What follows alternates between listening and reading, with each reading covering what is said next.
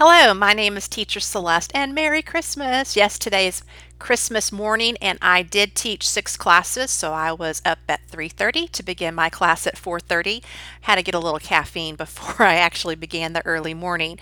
But I wanted to stop by really quickly and share an idea that just kind of popped in my brain at 4 a.m., which is surprising to me that sometimes my brain actually works that early, but today it did. And it really went over really well, and so perhaps it can be used in your classroom during the month of December. Um, if you don't use it this year, something that you can use for next year. So I went through my Christmas decorations and I found an old stocking that when I was a brick and mortar teacher, one of my students gave me. Now you're probably wondering why I kept this all these years. It's because the student that gave this to me used every penny in their penny bank to purchase this for me. I taught in a Title I school, and many of my students didn't have very much money. In fact, none of them had very much money. So for her to give that to me was extremely special, and so I've just kept it all these years as a reminder of her and the sacrifice that she made for Christmas. And so what I did this morning was I filled my stocking with some things that my students would already recognize. So this is a great way for your company that might require you to do a secondary reward system, or you can use it as a review of vocabulary words that you have previously taught to your students. So in my company, GOGO Kid, that requires a secondary reward system, what I did is I used my candy canes and just said, we're going to put a candy cane in my stocking. So I taught them a new word. Many of my Chinese students calls it a Christmas sock. So I would use those two words together.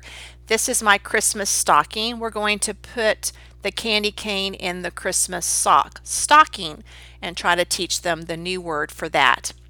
And then in QKIDS, which does not require a secondary reward system, I filled my stocking with things that my students have already previously learned. So I would make a big deal. Oh, look what Santa brought me. What is it? So they would say red marker. They've learned their colors and they've learned what a marker is. And then I would pull out a second thing. Oh, look what Santa brought me. Oh, what is it? It is a blue marker. So we're reinforcing colors, vocabulary word, and our sentence structure there. Then I would dig again and find something kind of silly that I put in here. What is it? That's right, it's a yellow duck. Oh, I can put it in my bathtub. Thank you, Santa. And then I put a few things in here that they have not learned to be able to share a little bit of my family traditions that we put things in, like personal items. So I pulled out, oh, what is it? It's pink. Yes, it is pink. Great job, Emma. And then I would open it up and I would put a little bit on my hand in front of them. And then I would rub it and they're like, oh, I have some of that. In fact, one of my students went and grabbed her lotion. So I taught her the English word lotion. And then went, it smells so good. And I even went like this to my last student and she went, it smells like flowers. And I said, actually it does. It does smell like flowers. Great job. And then I pulled out my Burt's Bees, which I absolutely love, and no, I'm not an affiliate for them. So some of my students knew chapstick, and so I used that for them. Other students, because it was red, called it lipstick, and so I just went with that this morning. And then the last thing that I pulled out for this morning was the candy cane. So I taught them our Christmas candy. And then for my phonics students, I made it into a J, and we practiced our J words, jump, and then jingle, jingle bells. So it was a great way to kind of reinforce that. And then I just shared, we talked about the colors of it, and we talked about that it's sweet. Some of my students have learned that it's sweet, and they thought that was great to learn about our Christmas candy.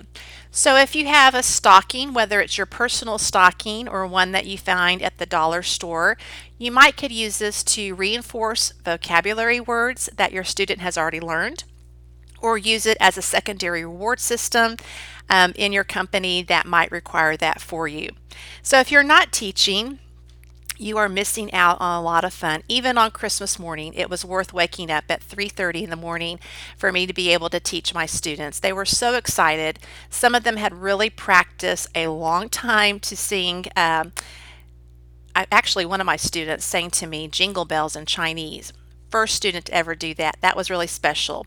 Some of them had worked a very long time to say Merry Christmas, teacher, and a Happy New Year. And so we were able to exchange those words together. So if you're not teaching, I would encourage you to click on my email. I would be glad to mentor you through the process, answer any questions about why I teach for the two companies that I do, and help you along the way. And furthermore, I would greatly appreciate it if you would use my referral codes. That's one of the perks that both of my companies gives teachers. If they refer teachers, they give us a little happy each month for referring teachers. So if you wouldn't mind using that, I would greatly appreciate it.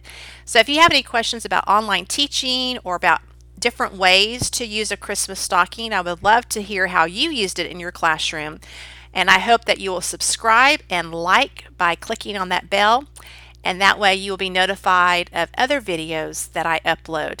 So until next time, happy teaching and Merry Christmas, happy holidays.